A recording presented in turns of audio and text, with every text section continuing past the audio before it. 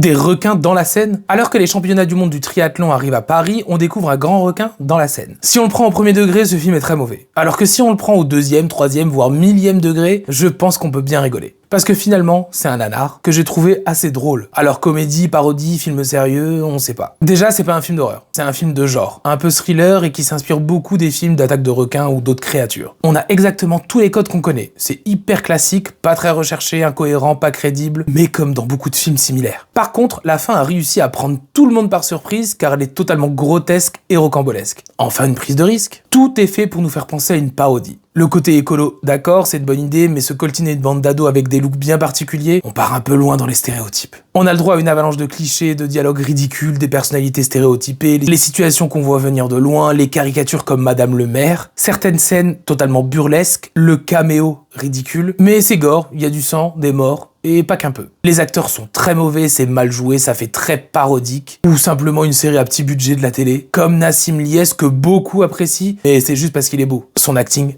est nul. C'est pareil pour l'entièreté du casting, à part peut-être Bérénice Bejo qui est légèrement au-dessus. La réalisation fait très téléfilm, alors parfois ça passe bien, parfois c'est ridicule, surtout en ce qui concerne les effets spéciaux et le faux sang.